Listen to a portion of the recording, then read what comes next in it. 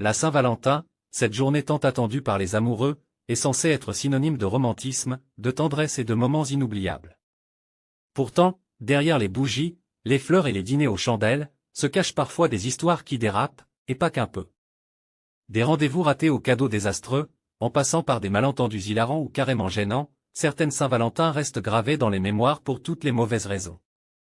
Aujourd'hui, nous vous proposons de plonger dans les récits les plus cocasses, les plus embarrassants et les plus improbables de cette fête de l'amour. Ces histoires, souvent vécues par des personnes comme vous et moi, nous rappellent que l'amour n'est pas toujours rose et que parfois, il vaut mieux en rire qu'en pleurer. Alors, installez-vous confortablement, préparez-vous à sourire, à grimacer, et peut-être même à vous reconnaître dans certaines de ces anecdotes.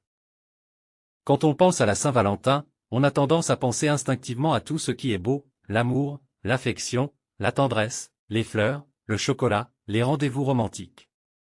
La liste peut être très longue. Toutefois, ce n'est pas parce que c'est la fête de l'amour que tout se déroule bien durant cette journée du 14 février, plusieurs histoires d'amour virent mal, voire à la catastrophe. Pour vous le prouver, on vous présente 3 des pires histoires de Saint-Valentin de tous les temps selon la plateforme numérique au féminin. 1. Une première date qui ne se passe pas comme prévu. C'était ma première date avec ce gars, rencontré sur une application de rencontre, appelons-le Julien. Sur papier, tout était super, 29 ans, j'en avais 25, grand, sportif, drôle et on s'était bien entendu par message. Donc je suis arrivé confiante, au restaurant que gère un de mes amis. Je discute avec lui au bar en attendant Julien, qui a un peu de retard. Quand soudain, un homme arrive en ouvrant la porte avec fracas et en disant fort « Salut la compagnie ». Il a l'air d'avoir 40 ans, je me dis qu'il doit être un habitué vu son entrée, donc je continue à discuter avec mon ami. Puis je sens comme une ombre sur mon dos. Je lève les yeux. Le monsieur est là, derrière moi. De près, il a l'air encore plus vieux. Je dis timidement « Julien ». Et c'est bien lui. Il a clairement l'âge de mon père, et ne réagit pas au fait que je ne le reconnaisse pas. Il me salue, s'installe au comptoir et se met à raconter ses mésaventures à mon ami en m'ignorant complètement. Il finit par me dire « Bon, on le prend ce verre ?» avec un ton assez désagréable. Un peu prise au piège, je le suis sous le regard compatissant de mon ami. Je m'installe bien loin de lui, enfoncé dans la banquette. Lui prend une position super bizarre, avec les poings sur les genoux, et se met à me parler de lui très fort. Tellement fort que tout le monde dans le restaurant se retourne pour rire. La finale de la date, il se met à mimer un combat de boxe au milieu du restaurant en me demandant avec qui il devrait se battre si ça ne marchait pas entre nous. 2. Un repas brûlé et un cadeau oublié. La toute première Saint-Valentin que j'ai vécue avec mon actuel mari était catastrophique. C'était dans mon petit studio d'étudiante. Je lui avais prévu un petit cadeau, lui pas, il n'avait jamais été en couple et avait complètement oublié cette date. Nous avons commandé des sushis qui ne sont jamais arrivés.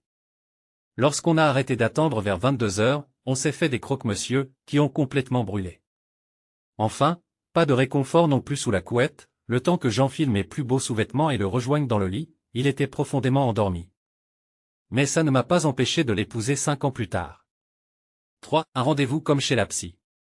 Premier rendez-vous, on s'installe dans un restaurant et très vite, la discussion devient étrange. Je comprends qu'il m'a menti sur son travail, il s'était vendu pilote d'avion, il est plutôt agent d'escale. Je me dis que c'est pas grave, j'avais peut-être mal compris. Mais il ne parle que de lui pendant tout le repas. J'ai eu l'impression qu'il me voyait comme une psy. Il m'a raconté la façon dont il aimerait frapper son père, qu'il aurait kidnappé et emmené en Espagne quand il était enfant. Puis il s'est mis à me présenter son projet professionnel, tout quitter pour se déguiser en Daft Punk et pour faire de la musique électronique sur Instagram. À la fin du repas, il a refusé que la serveuse débarrasse, allant jusqu'à piquer des feuilles de salade dans l'assiette qu'elle tenait dans les mains. Pour terminer en beauté, alors qu'il avait insisté pour m'inviter au début du souper, il m'a laissé payer ma part.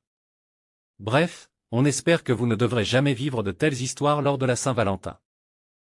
Et voilà, nous arrivons à la fin de cette vidéo remplie de moments aussi drôles que gênants. Ces histoires de Saint-Valentin nous montrent que même dans les pires situations, il y a toujours une leçon à tirer, l'amour est une aventure, et comme toute aventure, il comporte son lot d'imprévus. Que ce soit un rendez-vous qui tourne au fiasco, un cadeau maladroit ou une soirée qui part en fumée, ces expériences nous apprennent à relativiser et à garder le sens de l'humour.